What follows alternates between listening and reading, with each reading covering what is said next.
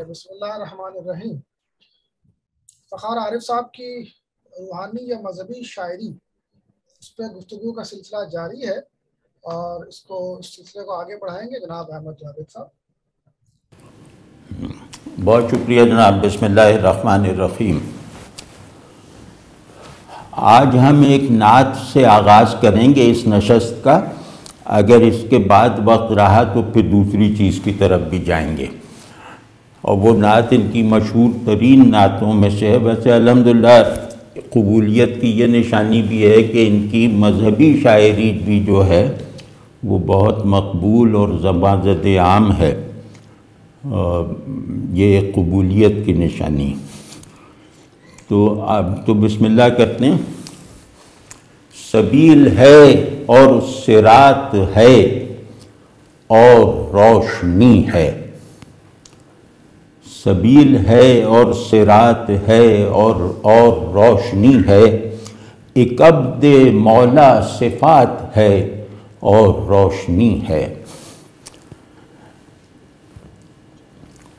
کتاب و کردار ساتھ ہے اور روشنی ہے، درود جزو صلاۃ ہے اور روشنی ہے، میان معبود و عبد میثاق نور کے بعد نظر میں بس ایک رات ہے اور روشنی ہے، حضور غار حرا سے بیت الشرف میں آئے، بس ایک یقین ساتھ ساتھ ہے اور روشنی ہے، حضور مکے سے جا رہے ہیں کتاب کے ساتھ، کتاب کل کائنات ہے اور روشنی ہے، حضور مکے میں آ رہے ہیں کتاب کے ساتھ، کتاب ہی میں نجات ہے اور روشنی ہے، رفیق اعلیٰ کا حکم ہے اور کتاب دائم۔ اچھا یہ افتخار صاحب بتا دیجیے، کتاب دائم ہے نا اضافت کے ساتھ یا بغیر؟ جی ہاں اضافت کے ساتھ۔ ہاں، اس میں رفیق اعلیٰ کا حکم ہے اور کتاب دائم، ابد تک اب ان کی ذات ہے اور روشنی ہے، غلامی افتخار عارف پہ مہر خاتم۔ اس کو دونوں طرح پڑھیں گے تو اس میں تھوڑی تھوڑی معنی بدلیں گے۔ غلامی افتخار عارف پہ مہر خاتم، ثبوت فرد نجات ہے اور روشنی ہے۔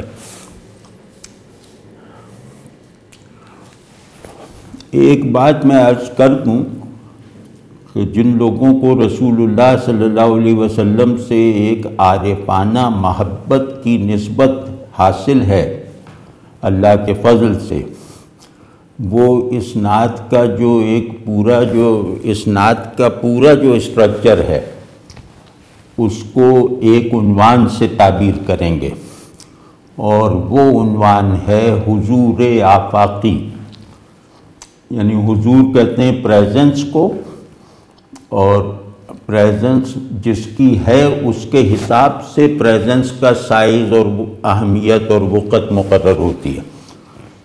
تو آج تک سے میری مراد یہ کہ عام طور پر جو ہے حضور حق یا حضور الہ کے لیے دو اصطلاحیں استعمال ہوتی تھیں، اور یہ دونوں منزلوں کی حیثیت رکھتی تھیں، اور ان دونوں کے یکجائی کے نتیجے میں حضور ذات کی طرف اشارہ کرنے والی ایک بصارت پیدا ہو جاتی تھی۔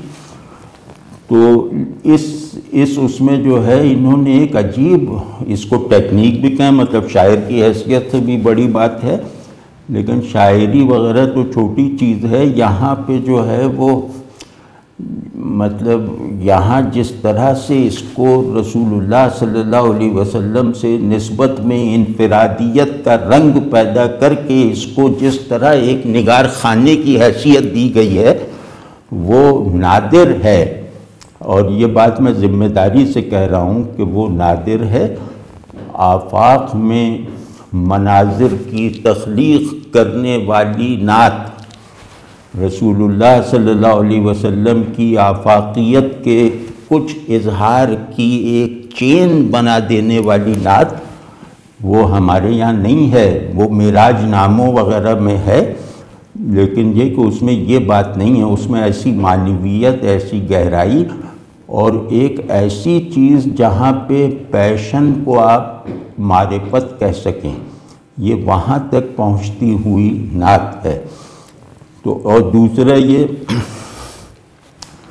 کہ یہ جو حضور آفاقی بن رہا ہے، یہ ایک تو جیسے آپ صلی اللہ علیہ وسلم کی سرگزشت رسالت کا بیان ہے، تو وہ تاریخ کی وجہ سے جو ہے وہ حضور باہر بن رہا ہے، جیسے سامنے ہم دیکھ رہے ہیں، لیکن اس میں جو سنگ بنیاد ہے اس قصر حضور کا، وہ ہے روشنی، یعنی کہ روشنی کے ردیف میں آ جانے سے یہ جو ہے یہ گویا منظر خارج میں پوری طرح اسٹیبلش ہو جاتا ہے، اور کیونکہ روشنی کی اصل جو ہے وہ تحدید نہیں ہے، بے تعینی ہے، تو لہذا وہ آفاق کے اپنے حدود کو جو ہے وہ اس میں اضافہ کرنے اور اسے ایک پرنسپل جو ہے وہ لا تعینی دینے کا سبب بن جاتا ہے۔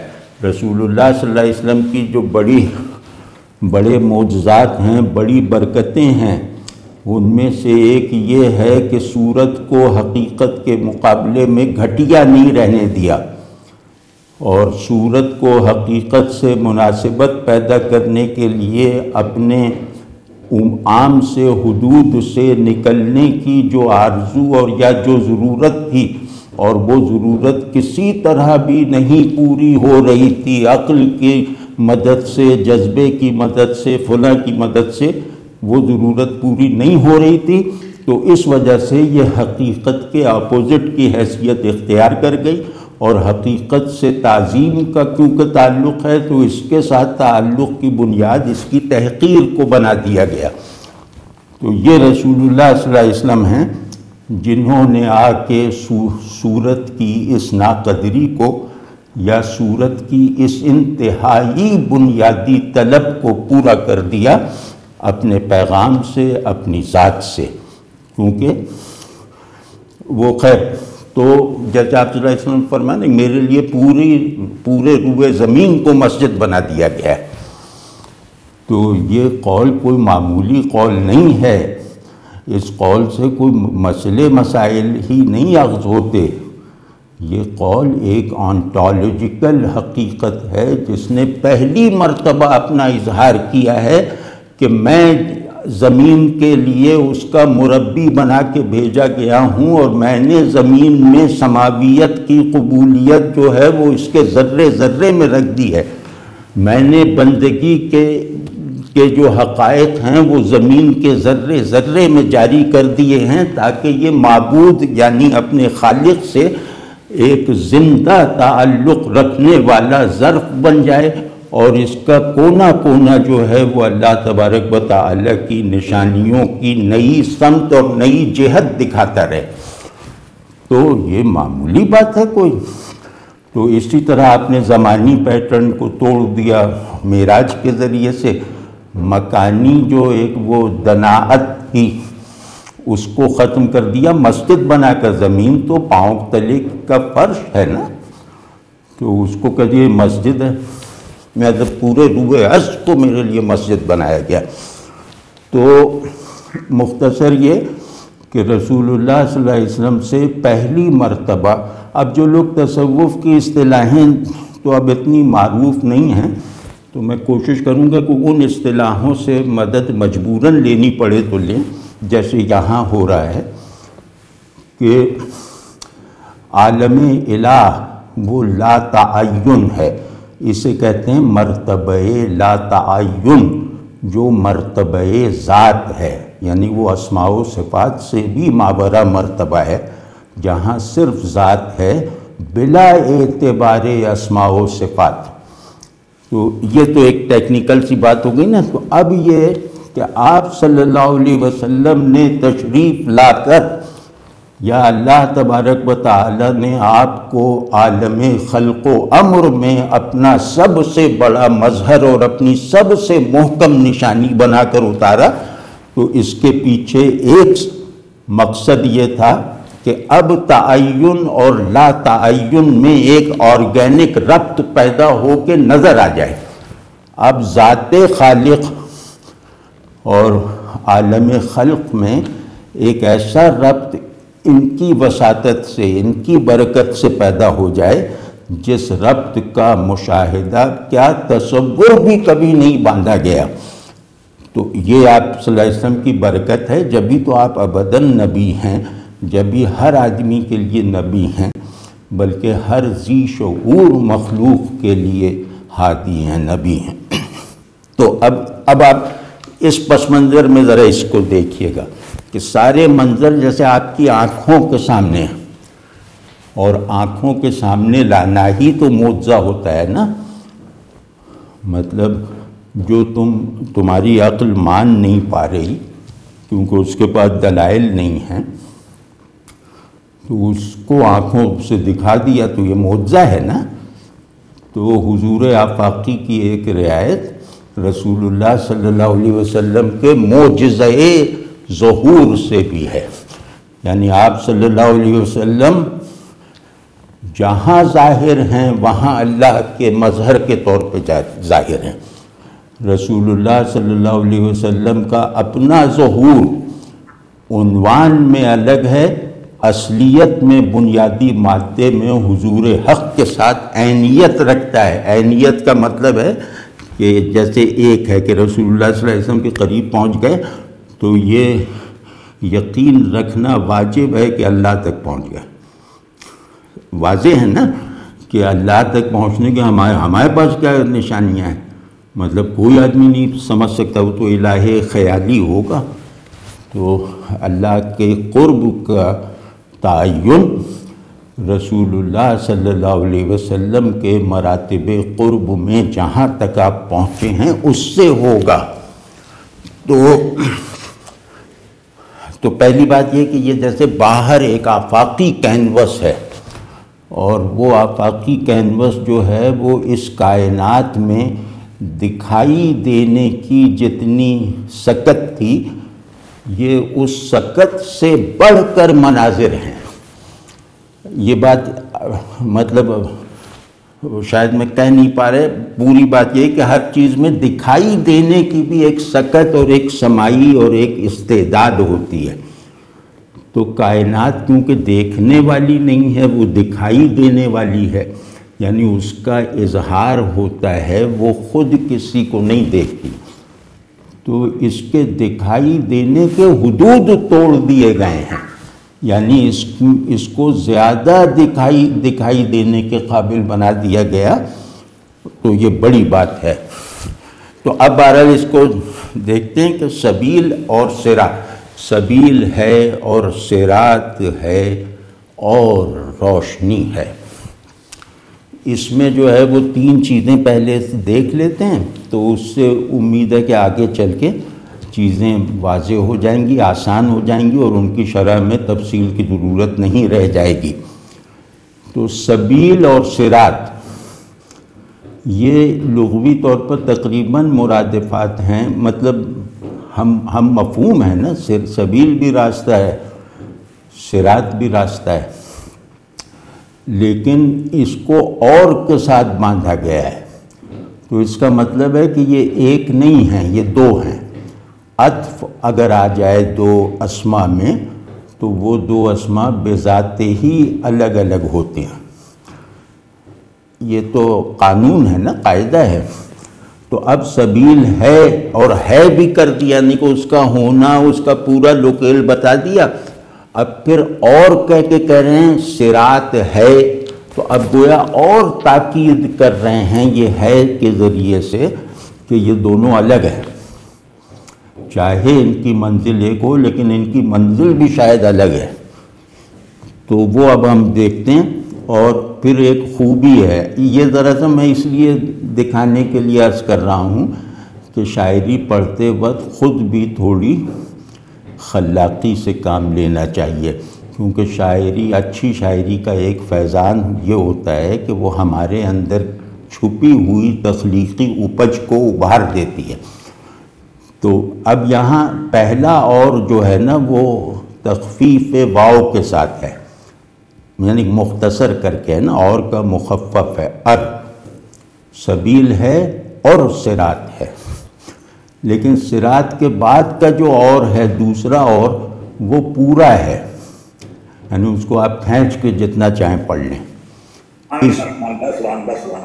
تو اب اس میں جو ہے نا اس میں یہ بھی ہے کہ ان کا فرق ناقابل عبور نہیں ہے، ان کے درمیان کوئی ربط پایا ضرور جاتا ہے، یہ مربوط حالت میں دو ہیں۔ تو اور روشنی ہے، تو اور جو ہے یہ ایک تعظیمی عطف ہے جو روشنی کے لیے برتا گیا ہے۔ واضح ہے نہیں بات؟ تو اب دیکھیں کیا ہے کہ اس میں پہلے تو ہم یہ دیکھنے کی کوشش کرتے ہیں کہ سبیل اور صراط میں کیا فرق پیش نظر ہوگا ان کے۔ تو وہ جیسے اچھا ایک ترتیب میں نے لکھی تھی نکات کی، اس کی ذرا خلاف ورزی ہو گئی، وہ پھر آخر میں پہلا نقطہ آخر میں لے جاتے ہیں، وہ مجموعی تعارف تھا۔ تو سبیل اور صراط کا فرق جو ہے دونوں کا مطلب راستہ ہی ہے، لیکن کچھ بنیادی امتیازات کے ساتھ، کہ سبیل میں جو ہے وہ باطن غالب ہے اور صراط میں ظاہر، یعنی صراط مجھ سے باہر ہے، سبیل میرے اندر کھلی ہے۔ ایک تو یہ فرق ہے۔ دوسرے یہ کہ سبیل اللہ کی کشش سے اللہ تک پہنچاتی ہے، اس میں چلنا نہیں پڑتا، جبکہ صراط پر محنت اور مجاہدے سے آگے بڑھنا ہوتا ہے، یعنی صراط پر خوب ہانپ کے اور مضبوطی سے قدم جما کے اور ہوشیار رہتے ہوئے مختلف رکاوٹوں سے گزرتے ہوئے چلنا پڑتا ہے۔ سبیل میں بس یہ کہ وہ اللہ کھینچ لیتا ہے۔ تو صراط جو ہے وہ نجات، صراط جس منزل پہ ختم ہوتی ہے، یعنی تمام ہوتی ہے، جس منزل تک پہنچنے کے لیے بنائی گئی ہے، وہ ہے نجات کی منزل۔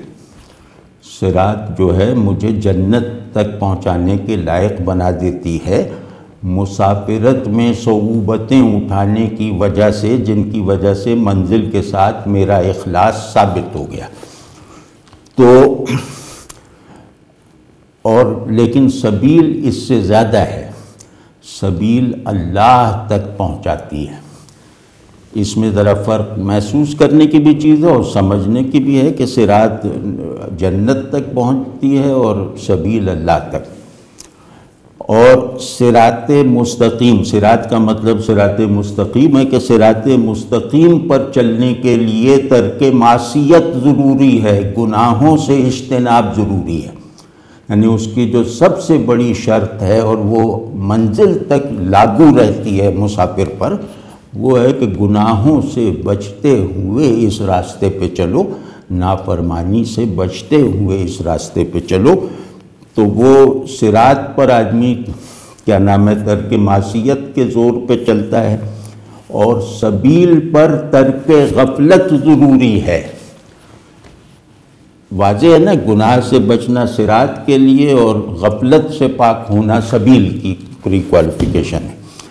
تو ایک مطلب کچھ فرق ہیں ایسے تھوڑے تھوڑے سے، کہ صراط مستقیم اس پر وہ مسافر دوسروں سے آگے رہتا ہے، دوسرے ہم سفروں سے، جس پر احکام کی تعمیل جبر نہ بنے۔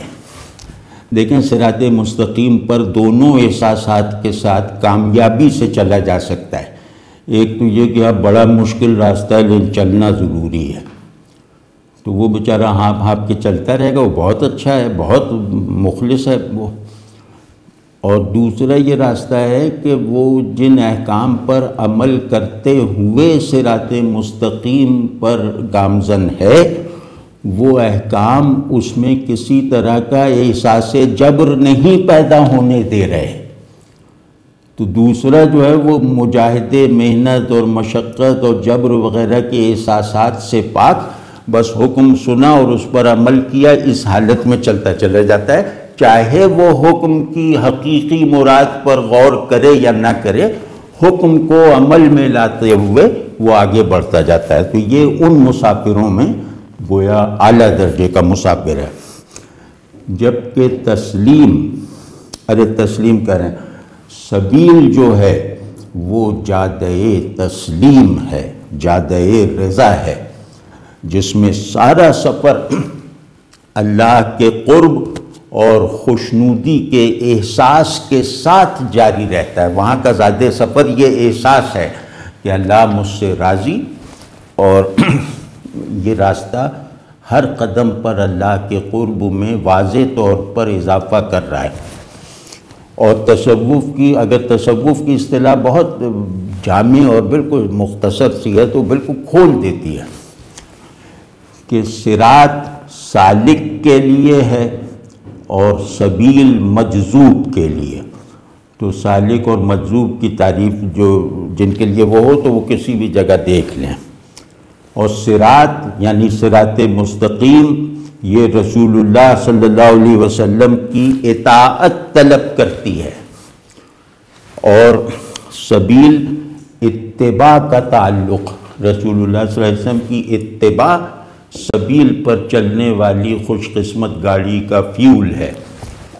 تو اتباع کہتے ہیں جو جن چیزوں میں رسول اللہ صلی اللہ علیہ وسلم نے اپنی پیروی کو واجب نہ رکھا ہو انہیں بھی غلبہ محبت سے کرنا، اور اگر ان کو چھڑوایا جائے تو اسی جذبے سے ان کا دفاع کرنا جس جذبے سے فرائض کا دفاع کیا جاتا ہے، اس کو کہتے ہیں اتباع۔ اتباع تو وہ ہے نا جیسے اونٹنی کا بچہ اپنی ماں سے جڑ کے چلتا ہے نا، تو اس طرح کا ہوتا ہے اتباع بر بنائے محبت، کہ میں اس کے بغیر رہ ہی نہیں سکتا۔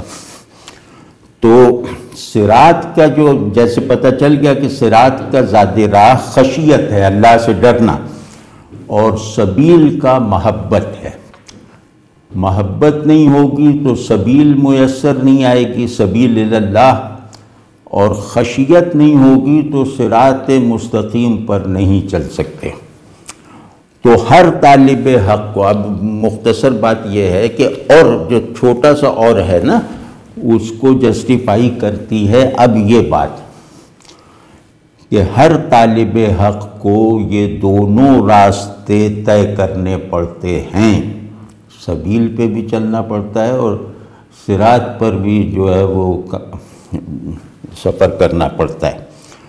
اور ان دونوں راستوں کو طے کرنے میں اللہ کے فضل سے اگر کامیابی ہو جائے تو خشیت اور محبت ایک ہی احساس میں ڈھل جاتے ہیں، ان کا محسوساتی فرق بھی ختم ہو جاتا ہے، وہ ایک احساس بن جاتے ہیں۔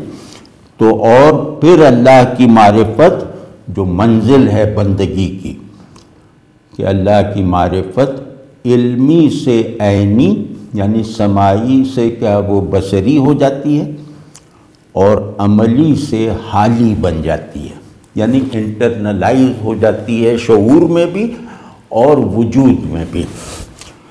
تو یہ جناب اتنے فرق ہیں، اور ان میں سے کوئی فرق اللہ جانتا ہے کہ تکلف کر کے زور لگا کے نہیں نکالا ہے، یہ سب اس میں بلٹ ان ہیں۔ تو اب یہ دیکھیں کہ ایک کیسے منظر کا آغاز کتنی بڑے کیریکٹر سے ہو رہا ہے، کہ یہ تصویروں کے یہ 3 کیریکٹرز ہیں کہ انفس سبیل، آفاق صراط، دونوں کو ایک ہی نور سے روشن کرنے والی روشنی، دونوں کی کفالت کرنے والی وہ روشنی جو نور حق کا مظہر جامع، مظہر کامل ہے، تو یہ روشنی ہے۔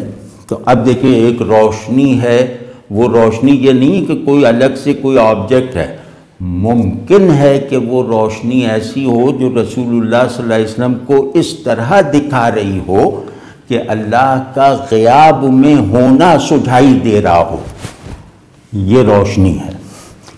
تو اللہ کا نظام ہدایت، تو اللہ کا نظام ہدایت اور کشش الہیہ کا پورا چینل، اور ایک عبد مولا یا پھر میں کہتا ہوں کہ آدمی کا باطن تاریک، آدمی کی دنیا جو اندھیری، اور اس میں ایک دم بعثت رسول اللہ صلی اللہ علیہ وسلم کے ساتھ اس پورے باطنی اور کیا نام ہے آفاقی منظر نامے میں ایک بہت بڑی تبدیلی دھماکے کی طرح آ جاتی ہے، جس کا انتظار بھی نہیں تھا، جس کی طلب بھی نہیں تھی۔ طلب تو اس وقت ہوتا جب ہمیں مطلب اس کا معلوم ہوتا نعمت ہونا، تو اچانک جیسے فطرت نے اپنے موجود ہونے کے پچھلے تمام قوانین کو توڑ کر اب نئے خمیر سے بننا قبول کر لیا ہے، یعنی باطن بھی تخلیق ثانی میں چلا گیا اور جو باہر ہے وہ بھی نئے سرے سے خلق ہو رہی، کیونکہ سانچہ آ گیا ہے۔ اب اس سانچے ہی میں انفس کو ڈلنا ہے، اسی سانچے میں آفاق کو ڈلنا۔ تو اب اس میں دیکھیں کتاب وہ کیا نام ہے سبیل ہے باطن اور نور حق، یعنی نور غیبی اور باطن میں ایک ربط پیدا ہو گیا اور اس کی تاثیر قبول کرنے کی صلاحیت انفس میں پیدا ہو گئی اور اس نے روشنی پالی۔ اور اسی طرح کائنات انسان اور خدا کے بیچ میں ایک برزخ ہے، اس کی ساخت ایک راستے کی سی ہے، تو کیونکہ لوگوں نے اس کو ویسا راستہ ماننے سے انکار کیا، اسی لیے کائنات کے بارے میں تمام علوم اور تصورات اور اس میں سے حاصل ہونے والے مفادات کا تصور وہ سب خدا کے بغیر ہو گیا۔ تو اب اس کو بحال کرنے کہ اب کائنات کو راستے کی طرف بنایا گیا تھا کہ خلق سے حق کی طرف جانا، تو وہ بھی اب ابھر آیا ہے اور روشنی ہے۔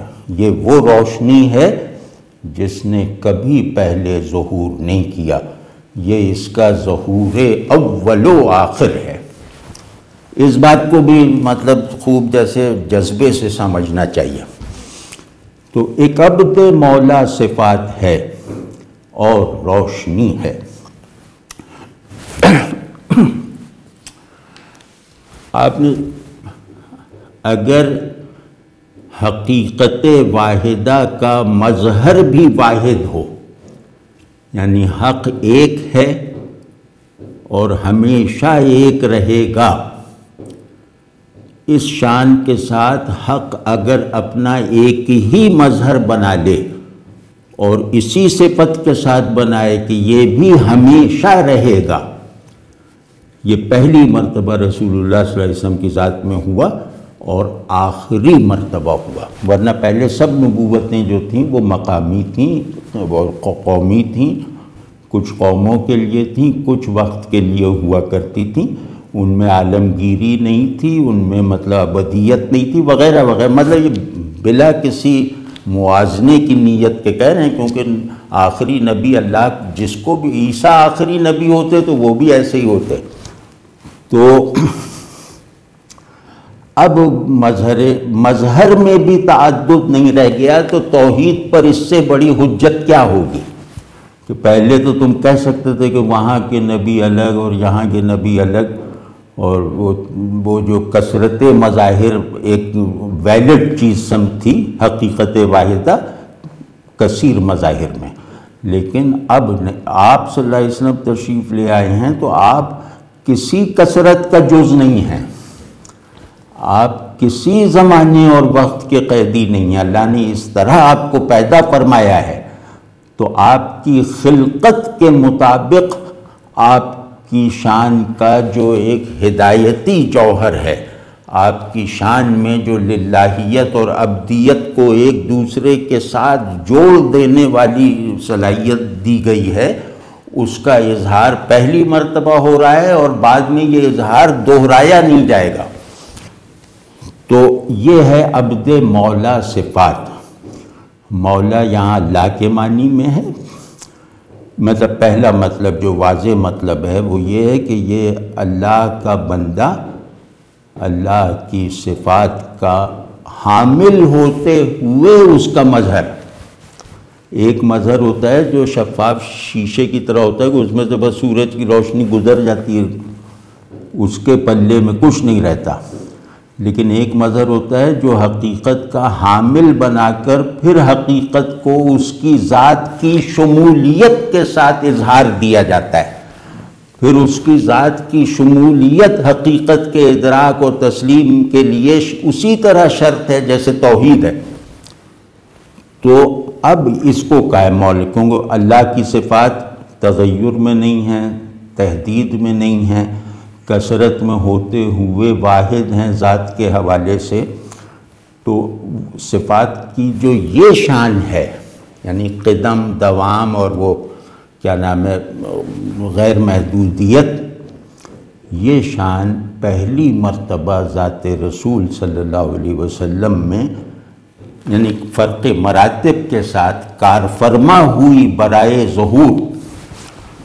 تو یہ ہے عبد مولا صفات کا مطلب کہ عبد کہہ دیا تو ذات مولا نہیں ہے، یہ عبد کہہ دیا تو مولا سے پورا تعلق، اصلی تعلق عبد کا ہے، عبدیت والا ہے، لیکن اس عبدیت کو اللہ نے خلق فرمایا ہے، اس عبدیت کو کرافٹ کسی اور نے نہیں کیا ہے۔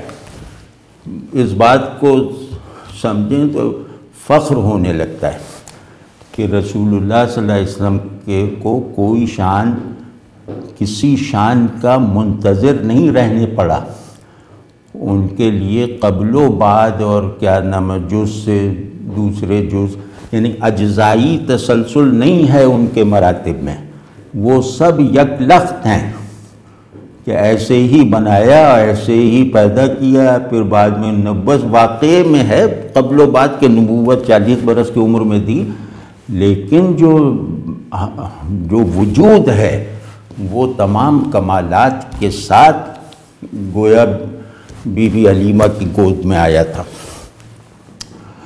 تو ایک عبد مولا صفات ہے اور روشنی ہے۔ اللہ کو دیکھنا اسے دیکھے بغیر ممکن نہیں، اللہ کو ماننا اسے مانے بغیر ممکن نہیں، اللہ کی خوشنودی کا حصول اسے خوش رکھے بغیر ممکن نہیں، اللہ کو غصہ دلانے کا آسان طریقہ ہے کہ ان کی نافرمانی کر دی جائے وغیرہ وغیرہ۔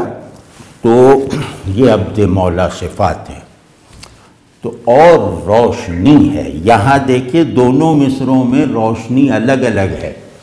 پہلے مصرے میں روشنی میں الوہیت غالب ہے، دوسرے مصرے میں روشنی میں رسالت غالب ہے، یعنی یہ روشنی رسول اللہ صلی اللہ علیہ وسلم کی ہے۔ اب آپ یار مطلب آدمی کے اعصاب چٹک جائیں اگر یہ سوچ لے، اور اس میں کوئی بڑا عالم اور صوفی وغیرہ ہونے کی ضرورت تھوڑی ہے، بس سچا ہونے کی حاجت ہے کہ وہ مطلب اب جیسے میں نے عرض کیا تھا کہ اب آپ صلی اللہ علیہ وسلم کو مظہر بنا کر جو ظہور حق ہو رہا ہے، وہ ظہور حق کی اونرشپ، اس ظہور حق کی میں شمولیت آپ کی بھی رکھی گئی ہے۔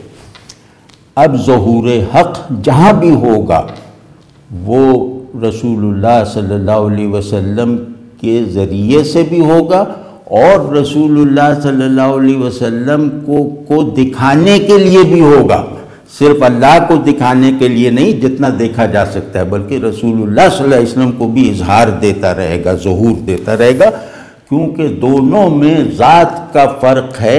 مادہ ظہور، تاثیر ظہور اور لزوم ظہور اور عینیت ظہور یہ سب مشترک ہے۔ ان میں سے کسی کے ظہور کا انکار کرو گے اندھے ہو جاؤ گے، اس میں سے کسی کے ظہور کو دیکھو گے تو دوسرا خود اس میں ہی ہے۔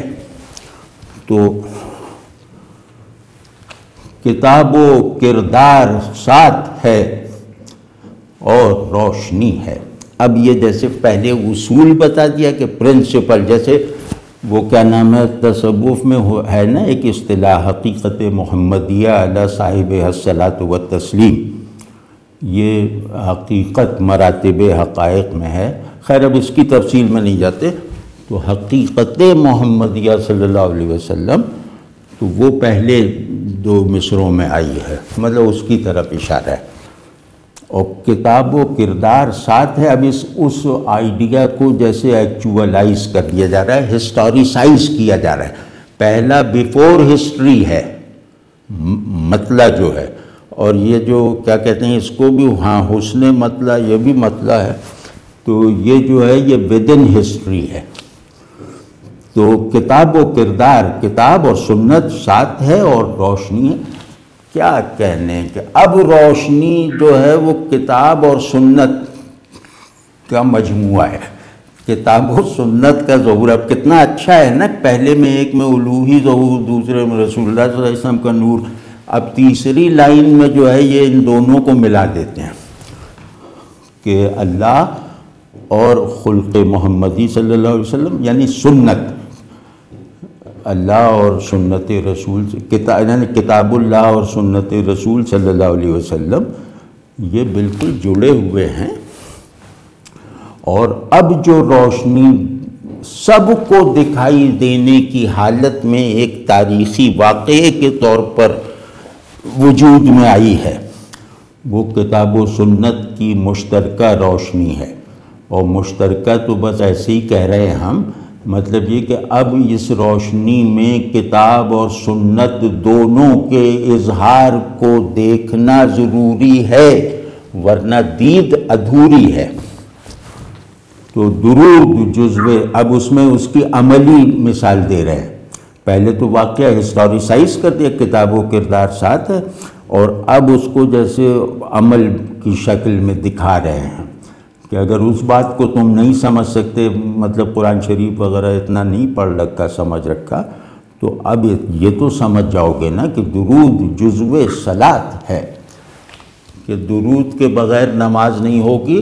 یعنی رسول اللہ صلی اللہ علیہ وسلم کا امتی بنے بغیر اللہ کا بندہ بننا محال ہے. ٹھیک ہے نا. اب یہ تو بالکل سامنے کی بات ہے نا کہ اب درود میں کون سا ذکر ہے؟ وہ تو رسول اللہ صلی اللہ علیہ وسلم کے لیے دعا ہے، اور آپ صلی اللہ علیہ وسلم کو فوکس کر کے آپ صلی اللہ علیہ وسلم کو محبوب، آپ صلی اللہ علیہ وسلم کی محبوبیت میں شرابور ہوتے ہوئے آپ صلی اللہ علیہ وسلم کے لیے دعا ہے الہ محمد علیہ السلام سے. تو وہ تو رسول اللہ صلی اللہ علیہ وسلم ہی یاد آئیں گے نا، کیونکہ جب ہم کہتے ہیں یا اللہ یہ دے دیجئے، تو اس میں یا اللہ تو بس مطلب ایک ریفرنس ہے، اس میں حضور یا اللہ کا اتنا نہیں ہوتا جتنا ہماری مطلوب چیز کا ہوتا ہے. دعا میں سب کو تجربہ اس بات کا. تو اب درود ایسی دعا ہے کہ اس میں رسول اللہ صلی اللہ علیہ وسلم کا حضور وہ جزو صلاۃ ہے فرض کے طور پر. تو اب آپ سمجھ لیے کیا صورت ہوگی. بہرحال اب ہم تو نہیں سمجھ سکتے، ہم تو بس اتنا تھوڑا بہت وہ جوڑ جاڑ کے فارغ ہو جاتے ہیں، لیکن اس کے پیچھے جو اسرار ہیں وہ تو آپ صلی اللہ علیہ وسلم ہی جانتے ہوں گے. تو میان، یہ ایک اب مشکل شعر آ رہا ہے. میان معبود و عبد میثاق نور کے بعد نظر میں بس ایک رات ہے. اب اس کو کیسے پڑھیں کہ نظر میں بس ایک رات ہے اور روشنی ہے، اور یہ کہ نظر میں بس ایک رات ہے اور روشنی ہے، اسٹریس بدل کے جیسے. اور یہ مصرع ان سب تاکیدوں کا متحمل ہے. تو یہ ذرا مشکل شعر ہے، لیکن اگر ہم ان کے معنی بندی اور مضمون آفرینی کے جو ان کی جو ایک روش ہے اس سے واقف ہوں تو اس کا اشکال جو ہے وہ موجب تحسین بن جاتا ہے. تو وہ یہ ہے کہ ان کے یہاں معنی مفہوم بننے سے زیادہ رہتے ہیں، یعنی معنی فکسٹی کو قبول نہیں کرتے. تو اس میں ہر آدمی جیسے اپنے، کیونکہ ایک بڑا ویژن ہوتا ہے نا، جیسے روحانی آدمی کا ویژن وہ وحدت کی تعمیر کرنے والے نقشہ نویس کا سا ہوتا ہے. وہ یہ سب نہیں دیکھتا کہ یہ یا وہ چاہتا ہے کہ اس فیضان میں جو شخص جس زاویے سے کھڑا ہوا ہے اس زاویے سے فیضیاب ہو جائے. واضح ہے نہیں بات؟ تو اب دیکھیے یعنی اوپن ہینڈڈ معنی ان کی خاص وہ ہے، مطلب یہ کہیں بھی آپ نے غزلوں میں بھی دیکھا، ادھر بھی دیکھا کہ کثرت تعبیر ان کے یہاں لازم ہے۔ تو وہ اب یہاں بھی دیکھیں گے کہ میان معبود و عبد میثاق نور کے بعد معبود و عبد کا میثاق ایک تو جنرل میثاق ہے یوم الست والا، ارواح سے جو لیا گیا تھا اپنی ربوبیت پر، تو وہ ہے، لیکن اسی میں کیونکہ ارواح میں روح محمدی علی صاحب الصلاۃ والتسلیم یعنی حقیقت محمدی صلی اللہ علیہ وسلم اللہ کے علم میں بن چکنے والی فارم کے ساتھ حاضر تھی، تو اس سے تو میثاق بہت ہی خاص ہوگا نا۔ ان کو تو بندگی میں خصوصیت، ان کی بندگی میں کوئی شریک نہیں ہے، جیسے اللہ کی معبودیت میں کوئی شریک نہیں ہے، اس طرح رسول اللہ صلی اللہ علیہ وسلم کی عبدیت میں کوئی شریک نہیں ہے۔ تو اب جو دونوں اپنے اپنی شناختوں میں اپنے اپنے حقیقت میں لا شریک ہوں، تو ان کے درمیان تو پھر ون آن ون ہی کچھ میثاق ہوا ہوگا نا۔ تو اب وہ میثاق نور ہے۔ میثاق نور کیوں کہا ہے، یعنی میثاق ارواح کو یا میثاق الست کو میثاق نور کیوں کہا ہے؟ کہ اللہ نے سب روحوں سے غیب میں رہتے ہوئے اپنی ربوبیت پر شہادت طلب کی، رسول اللہ صلی اللہ علیہ وسلم سے حالت حضور میں جو ہے وہ شہادت طلب کیا کی، مطلب یہ کہ انہیں جو گویا اس خمیر شہادت سے بنا دیا۔ واضح ہے نا کہ جہاں شاہد بھی مطلق، معبود کیا کہتے ہیں، شاہد بھی مطلق یعنی گواہ بھی مطلق، اور جو حقیقت جس پر گواہی دی جا رہی ہے وہ بھی مطلق۔ اس درجے کو ذرا تصور میں لائیں۔ تو اب اس کو میثاق نور کا ہے، یعنی نور وہ جو غیب کو دھند نہ بننے دے، بلکہ غیب کو اس کے شدت نور کی وجہ سے غیب رکھے۔ غیاب نور کی شدت سے بھی تو ہوتا ہے نا، تو وہ میثاق نور ہوا۔ اب اللہ جانے کیا ہوا ہوگا، بہرحال یہ ہے۔ اب جو اچھا معبود واحد اور عبد جو ہے، یہ رسول اللہ صلی اللہ علیہ وسلم کیونکہ عبدیت کا نقطۂ تکمیل ہیں، منتہائے کمال ہیں، عبدیت کے تمام عناصر کو اپنے اندر رکھ کر ان میں اضافہ کرنے کی طاقت رکھنے والے عبد ہیں، تو اس میں یہ بھی ہو سکتا ہے کہ آئیڈیل بندے اور معبود حقیقی کے درمیان میثاق نور ہوا۔ تو یہ جیسے یہ بھی ہم لیں تو آئیڈیل بندے بھی رسول اللہ صلی اللہ علیہ وسلم۔ تو نظر میں بس ایک رات ہے اور روشنی ہے۔ اب یہ جو ایک رات ہے نا، یہ ایسا نہیں ہے کہ راتوں کا ایک انبار ہے، اس میں سے ایک رات نکال کے دکھا رہے ہیں کہ بس یہ باقی سب راتیں ایسی ہیں، یہ رات ہے۔ یہاں یہ ایک رات جو ہے، اس کو اس پہلو سے بھی دیکھا جا سکتا ہے، اور اس میں مطلب شعر کے بنیادی معنی میں اثر نہیں پڑے گا۔ تو ایک تو یہ کہ ہم کوئی ایک رات جو رسول اللہ صلی اللہ علیہ وسلم کی حیات طیبہ میں آئی ہو اور اس میں کوئی خصوصیت ہو، تو ہم اس کو کہہ رہے ہیں کہ بس جب وہ تو ہو گیا، اب اس کے بعد اس دنیا میں وہاں میثاق نور ہوا تھا، یہاں شب میثاق کیا کہتے ہیں، وہاں میثاق صبح ہوا تھا، یہاں میثاق شب ہوا ہے۔ واضح ہے نا؟ تو وہ ایک رات، تو اب اس میں تاریخ ہے ایک پوری، اس میں آپ کی جو پسند کی رات ہے وہ نکال لیجئے۔ ایک تو یہ اس کا طریقہ ہے، اور دوسرا یہ ہے کہ پہلے ہم دیکھیں گے نظر کس کی ہے۔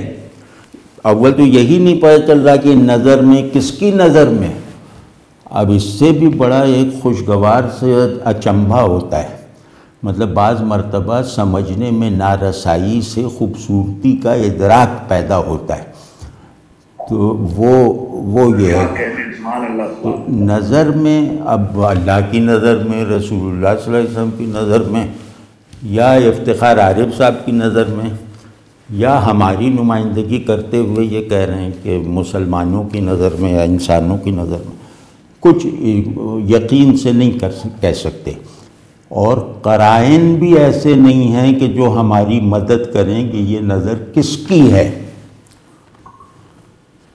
واضح ہے نا، یعنی کچھ قرینے سے بھی پتہ چل جاتا ہے کہ اس میں جو ہے وہ صاحب نظر محذوف ہے، اور اس کا حذف شعر کو سمجھنے میں اور اس کو متعین کرنے میں رکاوٹ نہیں ہے۔ تو یہاں یہ بھی نہیں ہے، اب معبود و عبد میثاق نور ہوا ہے، اب یہ نظر جو ہے یہ معبود کی ہے یا عبد کی ہے؟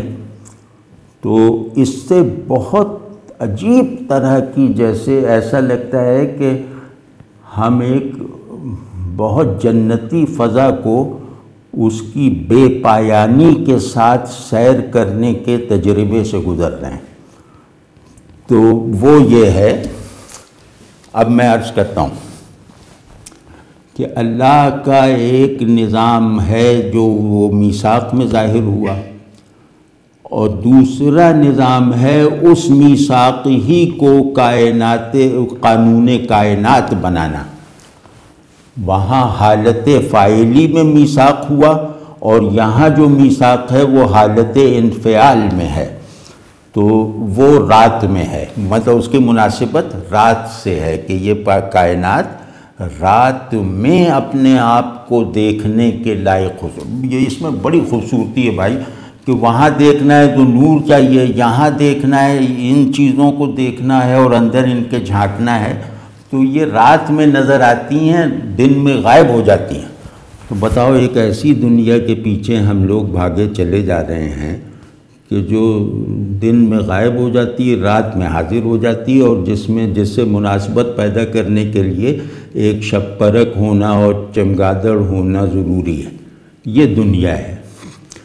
تو ایک تو یہ سب چیزیں وہ ہیں جو اس سے پیدا ہو رہی ہیں۔ ہم یہ نہیں کہہ رہے کہ اس کو اس کے بنیادی مفہوم میں داخل کرو، لیکن ہم یہ کہہ رہے ہیں کہ اس کا مفہوم اتنا بڑا ہے، اس میں سے درجہ بدرجہ خود کو ظاہر کرنے والا معنی اتنا وسیع ہے کہ اس کے جز بجز اظہار اور ادراک پر قانی ہونا پڑتا ہے۔ بڑے شعر کی یہ پہچان ہے۔ تو اب اس میں جیسے بھئی دو دن جو ہیں، ایک دن ما قبل تخلیق، ایک رات ما بعد تخلیق، کیونکہ میثاق نور ہو گیا تو اب رات یہاں کی منفی نہیں رہی، دیکھنے میں رات ہے، لیکن جو میثاق نور کا فریق ہو، فرد ہو، جس نے وہ کیا ہو، تو اس کے لیے یہ رات بھی جو ہے وہ غیاب کی نشانی بن جاتی ہے، وغیرہ وغیرہ۔ اب آپ دیکھیے کہ یہ ہے کہ ایک دن اور ایک رات، یہ حاصل وجود ہے، وجود باعتبار ہدایت بھی، وجود بلحاظ فطرت بھی۔ ایک تو وہ دن جب عبد و معبود میں میثاق ہوا، اور دوسرا وہ دن جب رسول اللہ صلی اللہ علیہ وسلم نے فرض کیا ہجرت کی، مطلب شب ہجرت۔ وہاں میثاق نور میں اپنے عبد خاص کے ساتھ اللہ نے غیاب مطلق سے جو ہے وہ شہود، وہ جو ہے کیا نام ہے، مطلب اپنے مکمل نہ دکھائی دے سکنے میں تھوڑا منتقل ہو کر اسے کچھ دکھائی دینے کے لائق بنایا، یعنی غیب مطلق میں رنگ ظہور پیدا کیا اپنے اس بندے کے لیے۔ تو یہاں جو ہے وہ بندہ جب یہاں آیا تو اس کو لیے جو وہ اس کے عمل کو ڈھانپنے والی، اس کے لائے ہوئے، اس کے سجھائے ہوئے غیاب کو کائنات میں پھیلانے والی جو اس کی ایک صاحب اسرار وجودی قوت تھی، اس میں وہ ہجرت کر رہا ہے، اور اس رات کو مکے والوں کو یا بیت اللہ کو بالکل تنہا نہیں کرنا چاہ رہا۔ تو وہ اپنے ساتھی، اپنے ایک دوست کو اپنے بستر پر چھوڑ کر گیا۔ اب آپ دیکھیں رات اور بستر میں مناسبت ہے نا، تو وہ اپنے بستر میں چھوڑ کے چلا گیا، اور وہ انہیں ایک مختلف شخصیت کو، ایک مختلف نام کی ہستی کو وہ اپنے بستر پہ چھوڑ کر گیا ہے، لیکن وہ گیا نہیں ہے۔ اب آپ اس میں باریکی دیکھیں کہ وہ گیا نہیں ہے، وہ روشنی کی حیثیت سے موجود ہے۔ تو اب یہ روشنی جو ہے، جیسے میثاق نور میں نور مشترک ہو گیا تھا، تو یہاں جو ہے وہ نور رسالت مشترک ہو گیا حضرت علی کے ساتھ۔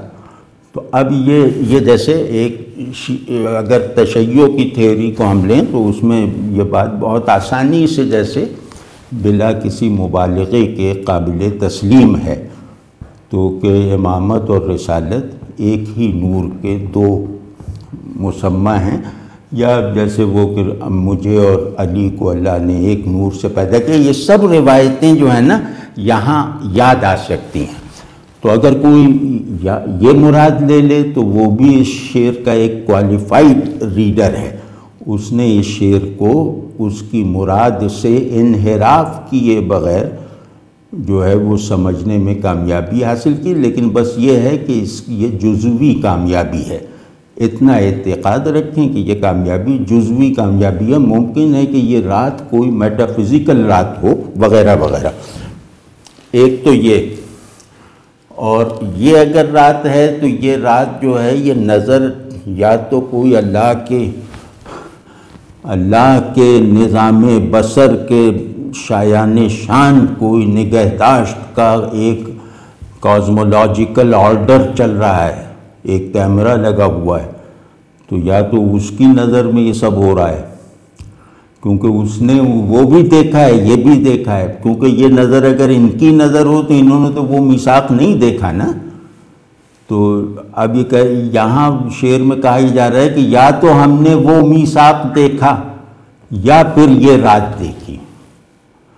تو دونوں جگہ دیکھنے والی نظر جس نے دونوں دیکھے ہوں تو الوہی نظر ہوگی، یا پھر رسالت مآب صلی اللہ علیہ وسلم کی نگاہ ہوگی۔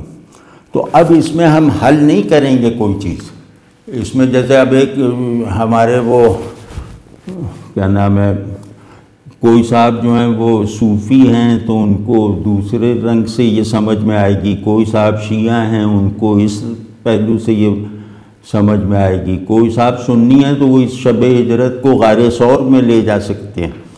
تو مطلب کچھ بھی جو کرنا ہے اس میں ہر طرح کی تعبیر کی پوری گنجائش موجود ہے، بشرطے کہ مقام رسالت مآب صلی اللہ علیہ وسلم سے تعلق کی بنیادی استعداد زندہ حالت میں میرے اندر موجود ہو اور کار فرما ہو۔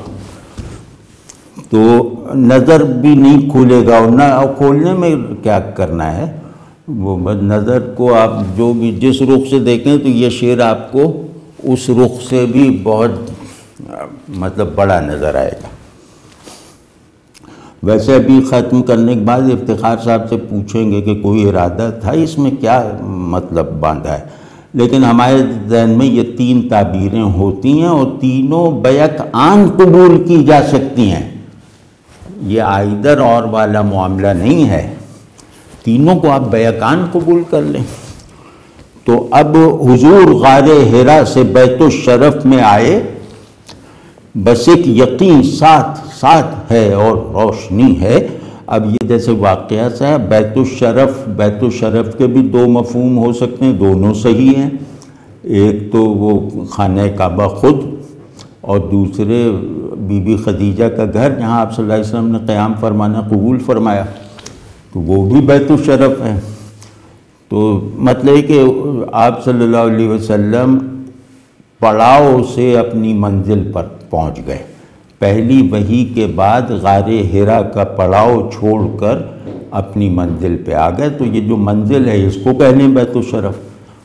تو بس ایک یقین ساتھ ہے اور روشنی ہے، وہ یہ کہ پہلے بھی آتے تھے آپ صلی اللہ علیہ وسلم بیت الشرف میں، نزول وحی سے پہلے بھی آتے جاتے تھے نا.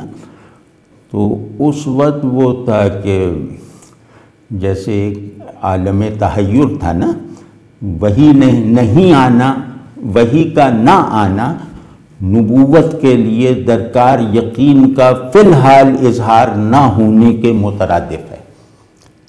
تو اب وحی آ گئی تو یہ یقین ہے. ایک تو وحی کو یقین کہہ سکتے ہیں، بس ایک یقین یعنی اللہ کے سوا نہ شعور میں کچھ ہے نہ وجود میں کچھ ہے، بس اس یقین کے ساتھ ساتھ آ رہے ہیں اپنی شناخت کو برقرار رکھتے ہوئے. یعنی اپنی شناخت کو ضم نہیں کیا وحی میں، بلکہ اپنی شناخت کی بنیاد حاصل کر لی، اور کہ اس کی بھی حفاظت کرنی ہے کہ تم رسول اللہ ہو، اور اس کی بھی حفاظت کرنی ہے کہ اللہ الہ محمد ہے، اللہ نے بھیجا ہے. تو یہ بڑا اچھا سا ہے. اور یقین مطلب وحی، یقین قرآن، یہ ساتھ ساتھ ہے. اور روشنی، یہاں روشنی بھی مطلب ہر شعر میں روشنی کا شیڈ بدل جاتا ہے. تو بس ایک یقین ساتھ ساتھ ہے اور روشنی ہے، یعنی اللہ ہمراہی میں ہے. اب میں پوری بات عرض کرتا ہوں کہ اللہ اپنی مشائعت میں اپنے گھر لا رہا ہے، بیت الشرف میں لا رہا ہے، اور روشنی ہے. روشنی یہ جو یہ دکھائے کہ یہ اللہ ہے اور یہ محمد ابن عبداللہ نہیں، یہ رسول اللہ صلی اللہ علیہ وسلم ہے. روشنی ہے، ٹھیک ہے نا. روشنی کا مطلب ہے کہ حقیقت کو ظاہر کرنا. تو ان کی حقیقت ظاہر ہو گئی، اور اللہ کے ظہور کا بھی گویا اکمال اور اتمام ہو گیا، اس کو بھی یقین کے ساتھ تعبیر کیا. تو حضور مکے سے جا رہے ہیں کتاب کے ساتھ.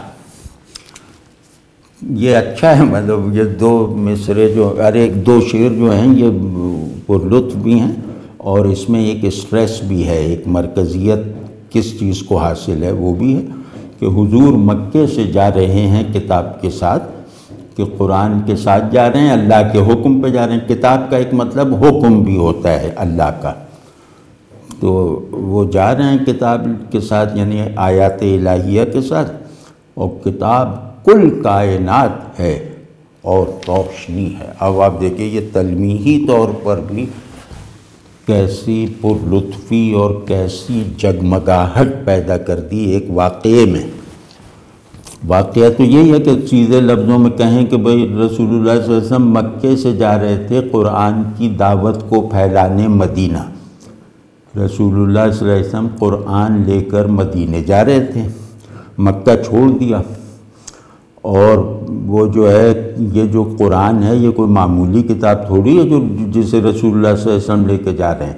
یہ کل کائنات ہے. کل کائنات کا مطلب یہ کہ پورا جو کل وجود ہے وہ اس میں سمایا ہوا ہے، یہ بھی ہے، اور یہ بھی ہے کہ رسول اللہ صلی اللہ علیہ وسلم کی کل کائنات یہی کتاب ہے. دونوں ٹھیک معنی ہیں. تو یہ کتاب ہی آپ صلی اللہ علیہ وسلم کی کل کائنات ہے. تو وہ اپنی جو چیزیں چھوڑ کر جا رہے ہیں ان کی کوئی حیثیت نہیں، جو اپنی اصل دولت ہے وہ لے کے جا رہے ہیں. اور روشنی ہے، یعنی کتاب کل کائنات بھی ہے اور روشنی بھی ہے. اب ہم عرض کرتے ہیں کہ اس میں کل کائنات کی جو لٹرل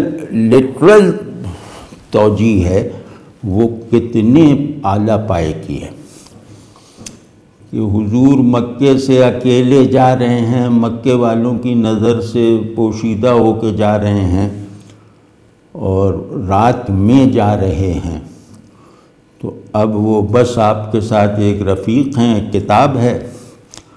اور کتاب بھی کیسی کتاب؟ وہ کتاب اللہ کی ہے، خالق کائنات اور ہادی کائنات کی کتاب ہے.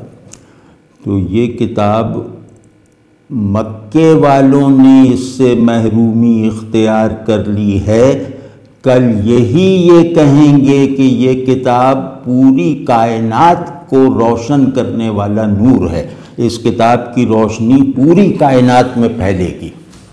تو یہ جیسے لٹرل مطلب لیا، اور بالکل صحیح ہے کہ آپ سوچیں کہ ایک صاحب ہیں جو قرآن لیے چلے جا رہے ہیں، جسے کوئی سن ہی نہیں رہا، مان نہیں رہا، ایک تنہائی کے عالم میں چلے جا رہے ہیں، اور انہیں یہ بتا دیا گیا ہے، یہ دکھا دیا گیا ہے کہ یہ نور جو ابھی زیر آستین ہے آپ کے، یہ نور سورج سے زیادہ بڑھ کر پھیلنے والی روشنی اس کائنات کو فراہم کرے گا۔ تو یہ بھی ہے۔ حضور اب یہ دوسرا، حضور مکے میں آ رہے ہیں کتاب کے ساتھ۔ اب آپ ذرا دیکھیے، آغاز بھی کتاب کے ساتھ ہے اور اختتام بھی کتاب کے ساتھ ہے۔ ذرا اس میں چھپی ہوئی للہیت دیکھیے کہ رسول اللہ صلی اللہ علیہ وسلم نے اپنے سب کاموں کا آغاز قرآن سے کیا، قرآن کی بنیاد پہ کیا، اور اپنے سب کاموں کو تکمیل تک قرآن ہی کی بنیاد پر پہنچائے۔ تو جس کتاب کو لینے سے ان لوگوں نے، بدبختوں نے انکار کیا تھا، وہی کتاب لے کر رسول اللہ صلی اللہ علیہ وسلم مکے میں آ رہے ہیں کہ اب یہ کتاب محمد ابن عبداللہ کے گھر کے طاق پر رکھا ہوا کوئی پرانا قدیم صحیفہ نہیں ہے، اب یہ کتاب کائنات ہے۔ اب یہ اس کا نور کسی کے روکے سے نہیں رکے گا، اور یہ وہ نور ہے جو اب کعبے کو ابراہیمی نورانیت سے بھرے گا، جسے تم نے بت پرستی کے اندھیرے میں جیسے اس میں اندھیرا بھر دیا تھا۔ تو حضور بڑا اچھا ہے، مطلب اس کو ایسے سمجھیں کتاب لے کے گئے اور کتاب ہی لے کے آ گئے، اور کتاب ہی میں نجات ہے اور روشنی ہے۔ اب ہوتا کیا ہے کہ پہلے جب کتاب بننے کے مراحل میں ہے تو اس کی جو کتاب اللہ جو ہے اس کی تعریف بہت آئیڈیل سطح پہ پہنچا کے کرتا ہے، یعنی کوئی بڑا کام شروع کیا جائے تو شروع کے مراحل میں اس بڑے کام کو گلوریفائی کیا جاتا ہے کہ ہم یہ کرنے جا رہے ہیں، یعنی وہ کام آئیڈیا یا آئیڈیل کے طور پر ڈیفائن کیا جاتا ہے، اور جب وہ کام اللہ کے فضل سے مکمل ہو جاتا ہے تو پھر وہ ایکچول حجت کی شکل اختیار کر لیتا ہے کہ اب نجات اسی میں ہے کہ اس کو مانو، اب اس کے علاوہ کوئی راہ نجات نہیں ہے۔ آپ سمجھو، یہ تو عام آپ نے دیکھا ہوگا، لیکن اس میں بہت اچھی طرح اس کو، اس فطری سے قانون کو، کہ قرآن اترا تو قرآن کتاب اللہ ہے، قرآن لوح محفوظ پر ہے، اور قرآن کتاب ہدایت ہے، بڑے بڑے القاب جو اس میں ابھی ظہور کرنے ہیں وہ بیان ہوتے ہیں۔ پھر جب ہو جاتا ہے سب کچھ، وہ آرڈر میں آ گیا، تو اب اس کو پریکٹیکل ٹرمز میں بتاتے ہیں کہ اب بس اب مان گئے، دیکھ لیا، اب اس کے سوا کہیں راہ نجات نہیں ملے گی۔ تو کتاب ہی میں نجات بھی ہے اور روشنی بھی، یہ بڑا خوبصورت ہے۔ ہاں دیکھیں، یہ سادہ سا لگتا ہے بالکل کہ کتاب نجات بھی ہے اور کتاب روشنی کی کتاب بھی ہے، روشنی بھی ہے، اس میں فرق ہے۔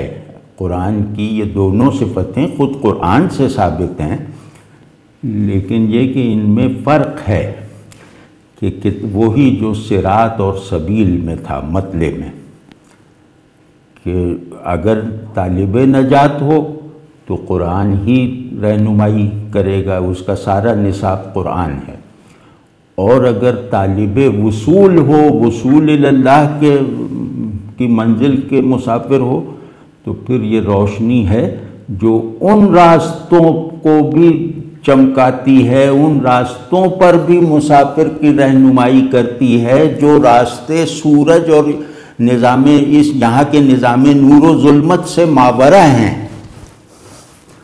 تو یہ روشنی ہے، اور رفیق اعلیٰ کا حکم ہے اور کتاب دائم۔ رفیق اعلیٰ آپ صلی اللہ علیہ وسلم کے جو آخری کلمات ہیں نا، ان میں سے اللہ کو اس طرح کہا کہ رفیق اعلیٰ کی طرف جاتا ہوں۔ ایک تو یہ، اور دوسرے یہ کہ دو رفیقوں میں اعلیٰ ہوتا ہے اور پھر اس اعلیٰ کی برکت سے دوسرا بھی اعلیٰ ہوتا ہے. تو یہ اللہ ہے اور وہ رفیق. ہم مطلب رسول اللہ صلی اللہ علیہ وسلم کو رفیق اعلیٰ کہیں تو بالکل ٹھیک ہے. تو خیر، تو رفیق اعلیٰ کا حکم ہے. اور کتاب دائم یعنی اللہ کا رفیق کو ابھی کھولنے کی کوشش کرتے ہیں. پہلے سادہ مطلب لیتے ہیں کہ اللہ کی طرف سے یہ مقدر ہے. حکم کا مطلب ہے جسے کوئی بھی چیز ڈھانپ نہ سکے، رد نہ کر سکے، جو کسی بھی امر سے، کسی بھی واقعے سے، کسی بھی قوت سے مغلوب نہ ہو سکے، اسے حکم کہتے ہیں. تو یہاں یہ ہے کہ اللہ کے یہاں یہ تقدیر ہے، اللہ نے اسے مقدر کیا ہے. اور یہ جو ہے کتاب جو آپ کو دی گئی ہے یہ بھی ابدی کتاب ہے. تو اب آپ دیکھیے کہ اللہ کہہ رہا ہے کہ تم ابدی ہو. وَرَفَعْنَا لَكَ ذِكْرَكَ، تم ابدی ہو. اور جو کتاب تمہیں ہم نے دی ہے یہ کتاب بھی ابدی ہے، دائمی ہے. تو جب تمہارا کانٹینٹ دائمی ہے، معنی دائمی ہے، تو لفظ عارضی کیسے ہوگا؟ تم قرآن کا مسمہ ہو، اسم اگر دائمی اور ابدی ہے تو مسمہ ٹیمپورل کیسے ہوگا؟ واضح ہے نا یہ بات. تو اب یہ کہ حکم ہے، تقدیر ہے، قرآن اس پہ گواہ ہے، قرآن اس پہ حجت ہے کہ اب آپ صلی اللہ علیہ وسلم ابد تک اپنی ذات کے ساتھ ہیں. اور وہ روشنی ہے جو روشنی ادھر سے دیکھو تو رسول اللہ صلی اللہ علیہ وسلم کی ہے، اوپر ادھر سے دیکھو تو اللہ کی ہے. مطلب زاویے بدل کے ہے. آپ اس کو کوئی بھی عنوان دیتے ہیں اور اس عنوان میں مطلب دونوں عنوان دینے ضروری ہیں. اب آپ سمجھے نا، دونوں عنوان دینے ضروری ہیں نور کو.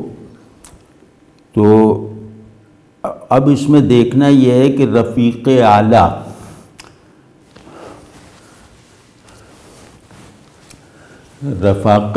رفیق جو ہے وہ ہمہ حال شریک ہوتا ہے. تو جس میں جدائی محال ہو، مخاصمت محال ہو، اختلاف محال ہو، لیکن دوئی ضروری ہو. تو اب یہ رفیق اعلیٰ یعنی اللہ ان معنوں میں ہے کہ آپ صلی اللہ علیہ وسلم کا رفیق اعلیٰ اللہ ہے. اور اس کا مطلب یہی ہے کہ وہ ہمیشہ آپ کا حال ہے. یعنی اللہ آپ کے لیے خیال نہیں ہے، اللہ آپ کے لیے کوئی لفظ نہیں ہے، اللہ آپ کا حال ہے. تو وہ جیسے حال کسی وقت بھی میرے احساس سے جدا نہیں ہے، اسی طرح اللہ تبارک و تعالیٰ کا ظہور، اللہ تبارک و تعالیٰ کی معیت، اس کی تمام شان تنزیہ کے ساتھ رسول اللہ صلی اللہ علیہ وسلم کے نظام احساسات سے ایک پل کے لیے بھی باہر نہیں ہے. ایک تو یہ ہو گیا رفیق اعلیٰ. اور یہ دعا میں رفیق اور ایک دعا ہے جو مانگنی بھی چاہیے کہ یا اور وہ مغفرت کی دعا میں بھی شامل کرنی چاہیے کہ یا اللہ ہمیں جنت الفردوس میں رسول اللہ صلی اللہ علیہ وسلم کی مرافقت نصیب فرمانا. یعنی مرافقت کا مطلب ہے کہ وہ بھی ہمیں رفیق مان لے.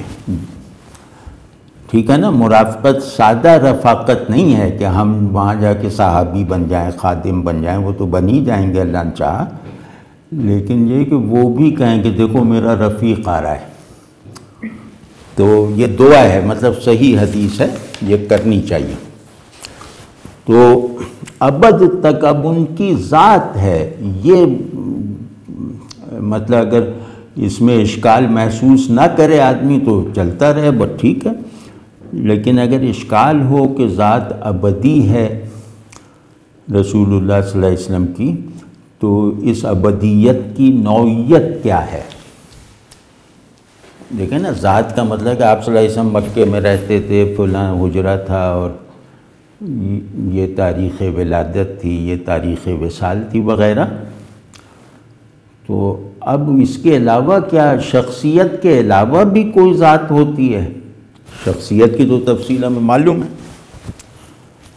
اب یہ کہہ رہے ہیں یہاں یہ جیسے آپ کو دکھا رہے ہیں کہ جو جو ہدایت کے رخ سے اللہ کی ابدیت جو ہے وہ فی الظہور ہے، جو حالت اظہار میں ہے، وہ جب تک اللہ کا نور ظاہر ہے یہ رسول اللہ صلی اللہ علیہ وسلم کا اظہار کرتا رہے گا۔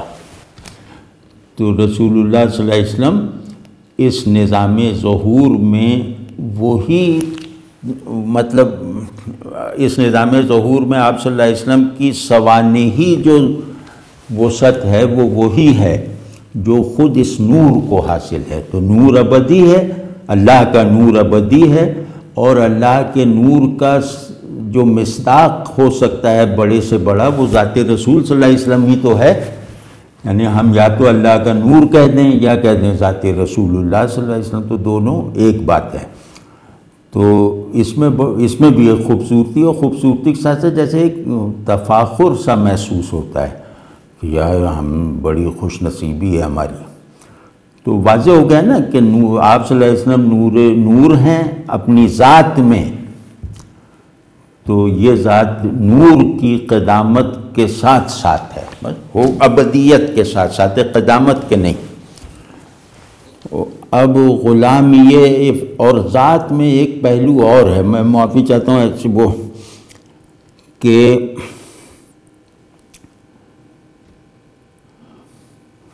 آپ صلی اللہ علیہ وسلم کا ہر اظہار آپ صلی اللہ علیہ وسلم کے امتیوں پر حالت خیالی میں نہیں ہے، حالت وجودی میں ہے۔ اس بات کو بھائی آپ لوگ غور کیجئے گا تو یہ شعر جیسے بہت زیادہ کھل جائے گا۔ تو ذات کہتے ہیں جس کا حضور حالت وجودی میں ہو، تخیلی نہ ہو، ٹھیک ہے نا، تو وہ ذات ہے۔ اب مقطع ہے غلامیے، میں نے اس کو دو طرح سے پڑھا تھا، دونوں طرح سے پڑھیں گے۔ ابھی پہلی قرأت یہ کہ غلامیے افتخار عارف پہ مہر خاتم، کہ افتخار عارف جو یہ نعت کہہ رہے ہیں وہ ان کی وہ غلام ہیں رسول اللہ صلی اللہ علیہ وسلم کے، اور اس پر جیسے رسول اللہ صلی اللہ علیہ وسلم کی مہر تصدیق بھی لگی ہوئی ہے، یعنی اس فرد غلامی پر، اس خط غلامی پر رسول اللہ صلی اللہ علیہ وسلم کی مہر تصدیق اور خاتم توثیق بھی ثبت ہے۔ تو اب اتنی بڑی بات حاصل ہوگی تو اب اس کے بعد کا کیا مرحلہ رہا؟ تو یہی جو مہر خاتم لگا ہوا خط غلامی ہے، یہی تو میری فرد نجات کا ثبوت ہے۔ اچھا اس میں بھی ابھی پوچھتے ہیں لیکن فی الحال روانی نہ متاثر ہو، تو یہ جو خط غلامی ہے وہ میری فرد نجات ہی ہے، ایک یہ ہے اور روشنی ہے اور میرا وسیلہ وصال ہے، یہی میرا ذریعہ نجات ہے، یہی میرا وسیلہ وصول الحق ہے۔ تو یہ دونوں منزلوں میں فرق ہے، پیچھے ہم عرض کرائیں۔ تو ایک تو یہ ہوا، دوسرے اگر ہم اس کو اس طرح پڑھیں گے، افتخار عارف کو بھی مضاف بنا لیں کہ غلامیے افتخار عارف پہ مہر خاتم، اور خاتم کو خاتم پڑھیں تو بھی کہ خاتم اب یہاں صراحت کے ساتھ آخری وجود اکمل ہے، آخری جو ہے وہ مظہر جامع ہے وغیرہ وغیرہ۔ تو افتخار عارف میں یہ ہوگا کہ ذات اپنی صفت کے ساتھ، یعنی مادہ مداح اپنی بنیادی صفت اور وصف کے ساتھ اظہار پا جاتا ہے کہ دیکھیں یہ افتخار عارف جو ہے یہ افتخار ہر عارف ہے، تو عارفوں کے لیے وجہ افتخار ہے یہ آدمی اس دنیا میں لیکن یہ کہ آپ صلی اللہ علیہ وسلم کی نسبت سے اس کا منتہا بس یہی ہے، یا یہ سارے عرفان وغیرہ کی منزل بس یہی ہے کہ آپ کی طرف سے خط غلامی عطا ہو جائے مہر تصدیق کے ساتھ۔ نہ اس سے بڑا کوئی عرفان ہے، نہ اس سے بڑا کوئی وصول اللہ ہے۔ تو لوگ کیا جانے، لوگ تو فلسفہ ترازی کو سمجھتے ہیں کہ یہ فلسفہ بکھارنے والے کو لوگ سمجھتے ہیں کہ یہ عارف ہے، اور اس پہ وہ چند بے وقوف جو ہیں وہ اس پہ فخر کر کے اس کی جھنڈیاں لگا لیتے ہیں اور اسے مشہور کروا دیتے ہیں۔ تو کچھ بھی دنیا مجھے کچھ سمجھے، حتیٰ کہ اے اللہ تیری صحیح معرفت رکھنے والے بڑے بڑے بزرگ بھی مجھ پر فخر کرتے ہیں، تو اس کے باوجود میرا منتہا، میرا مقصود یہی ہے کہ میں غلامان محمد صلی اللہ علیہ وسلم میں گنا جاؤں آپ صلی اللہ علیہ وسلم کی تصدیق اور اجازت کے ساتھ۔ تو اب یہ جب مجھے حاصل ہو جائے تو اور مجھے کیا پرواہ، مجھے تو اب کچھ ذہنی میں نہیں رہے گا۔ جب میں میزان کے قریب جاؤں گا تو وہ مجھے تو لگے گا کہ جو نامہ اعمال میرا جو پکڑایا جائے گا، تھمایا جائے گا، وہ یہی محضر غلامی ہی ہوگا، یہی محضر نجات ہے، یہی باب قبول ہے، یہی باب وصول ہے، یہ سارا وہ۔ تو ثبوت ایک تو یہ ہو گیا۔ اب اس میں ذرا کچھ چیزیں فنی پختگی کی جہت سے میں عرض کر رہا ہوں کہ اس میں جس کا اظہار ہوا ہے کہ غلامی اور افتخار میں تضاد ہے۔ ٹھیک ہے نا کہ غلامی تو ظاہر ویسی چیز ہے، افتخار بڑی چیز، تو غلامی اور افتخار میں تضاد ہے۔ اس تضاد کو ایک دوسرے کی تکمیل کا سبب بنایا گیا ہے عارف کے اسم سے۔ تو جو عارف ہوتا ہے نا وہ کثرت کا قیدی نہیں ہوتا، وہ تضادات کا اسیر نہیں ہوتا، وہ وحدت مزاج ہوتا ہے، وحدت خو ہوتا ہے، وحدت شعور ہوتا ہے اور وحدت گر ہوتا ہے۔ تو غلامی اور افتخار کو بھی اس نے ایسا گون دیا کہ افتخار سے زیادہ افتخار پیدا ہو گیا اور غلامی سے زیادہ غلامی میسر آ گئی۔ تو اس پر مہر مہر خاتم کہیں تو وہ تو رسول اللہ صلی اللہ علیہ وسلم کی مہر کہلائے گی، اور مہر خاتم کہیں تو اس میں بھی ایک پرلطف بات یہ ہے کہ مہر اور خاتم ہم معنی ہیں۔ خاتم بھی مہر کو کہتے ہیں، تو یہ ہم معنی الفاظ کو مضاف کر دینا، یعنی دو ہم معنی کہ وہ شب لیل فرض کیا ہم کہہ دیں، تو یہ صبح سحر کہہ دیں، تو یہ تو نہیں مانا جائے گا نا۔ تو اب اس میں انہوں نے جو جس کو کہیں کہ مشاقی کا اظہار ان کی ہوتا ہے،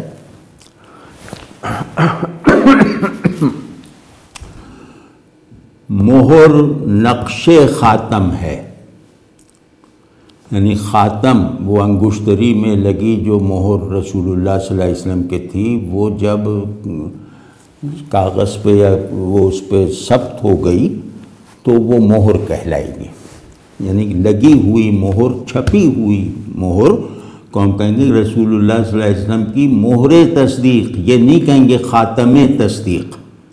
سمجھے یہ فرق ہے، تو یہ زبادانی سے پیدا ہوتا ہے۔ تو اور دوسرا یہ کہ مہر خاتم، یہاں خاتم تاکید اور مبالغے کے لیے بھی ہو سکتا ہے کہ یہ کوئی عام مہر نہیں ہے کہ وہ شعلے میں جل جائے گی، پانی میں گل جائے گی، آندھی میں مٹ جائے گی، یہ اٹل مہر ہے۔ یہ مہر ایسی ہے کہ اس کو فنا نہیں اور اس کی تردید ناممکن ہے یہاں بھی اور وہاں بھی، تو یہ مہر خاتم ان معنوں میں بھی ہے۔ اور پھر ثبوت کا جو لفظ ہے نا یہ بڑا کمال کا ہے۔ یہ بھائی اس لیے کہہ رہے ہیں کہ تھوڑا سا زبان دانی میں بھی ہمیں کوشش کرنی چاہیے لفظ کو پہچاننے میں، کیونکہ لفظ کو نہ پہچان پائیں نا تو اپنے آپ کو پہچاننا ممکن نہیں رہتا. تو وہ ثبوت رسم کو بھی کہتے ہیں. ایک تو ثبوت یہ کہ ویریفیکیشن، ویریفائڈ وہ جو ہے ثابت ہے، مطلب اس میں شک کی گنجائش نہیں ہے، تو وہ تو ہے ہی اس میں مطلب. لیکن ثبوت کا مہر اور خاتم سے وہی تعلق ہے جو مہر اور خاتم میں ہے. یعنی ثبوت ہوتا ہے ثبت ہونا، اس کا مادہ ہے ثبت، یعنی مرسوم ہونا، مہر کا چھپ جانا، یعنی ثبوت چھاپے کو کہتے ہیں. تو اب آپ دیکھیں کہ ایک لفظ، ایک آبجیکٹ کے تین زاویے بنائے ہیں اور اس کو 3 اسما کا مسمى بنایا ہے، تو بڑی بات ہے.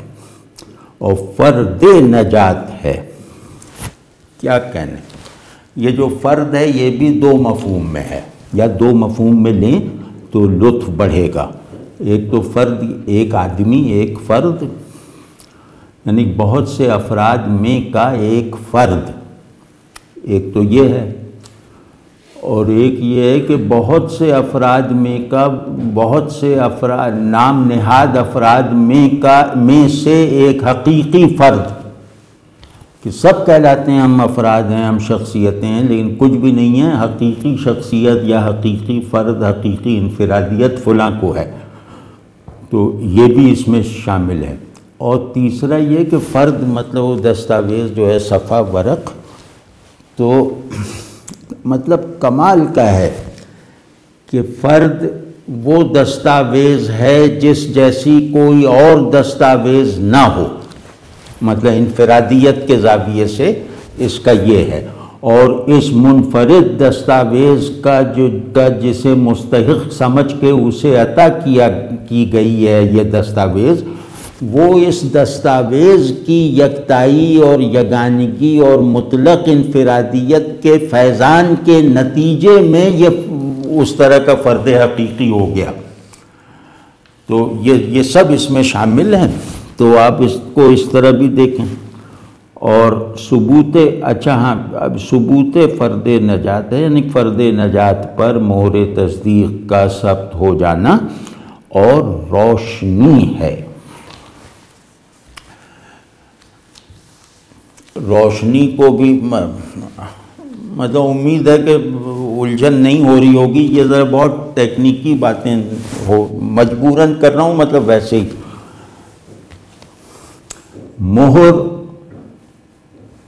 مہر پہ جو روشنائی لگتی ہے وہ سیاہ ہوتی ہے، یا روشنی سے مطلب متضاد کیفیت والے رنگ میں ہوتی، گہری نیلی ہوگی، سیاہ ہوگی.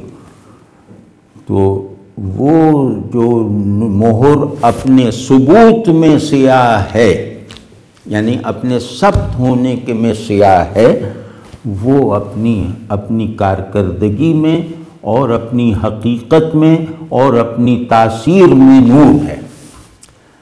تو کون خاتم تھے؟ وہ سیاہ چھاپا لگائیں اور نور کو جو ہے وہ مزید نورانی بنا دیں اس چھاپے کے نتیجے میں، کہ نور بھی جو ہے ان کے اس مہر کے رنگ سے اپنی تربیت اور اپنی تکمیل کا سامان عکس کرے.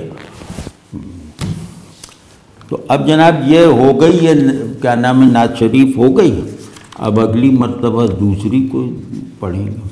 اچھا ہاں، وہ جو میں کہہ رہا تھا کہ افتخار صاحب سے پوچھنا ہے، یہاں ثبوت بھی اضافت کے ساتھ ہے نا؟ جی یا اس کا ثبوت فرد نجات ہے؟ جی نہیں، ثبوت فرد نجات. ہاں بس ٹھیک. جی افتخار صاحب کچھ کہیے گا. میں تو خوش ہو رہا ہوں اور میرا دل اس وقت بہت بڑھ گیا ہے، یعنی اس قدر کہ اگر یہ سب جو میں نے لکھا ہے اگر یہ سب ہو جائے تو میرے تو مزے آ گئے. بھائی آج ذرا سا ایک بات میں کہہ دوں پھر خدا حافظ کہتے ہیں، کہ یہ جو ہے نا تھوڑا سا جیسے درود شریف کو دل سے تلفظ کروائیں، تو زبان اور دل جیسے ہم نوائی میں درود شریف پڑھیں 2-4 مرتبہ، تو پھر اگلی مرتبہ کے لیے ہماری صلاحیت بھی بڑھ جائے گی اور مطلب ہمارا بہت فائدہ ہو جائے گا. تو ان نشستوں کو اپنے لیے مفید بھی تو بنانا چاہیے نا. بالکل. بہتر. پہ جناب بہت شکریہ. السلام علیکم. السلام.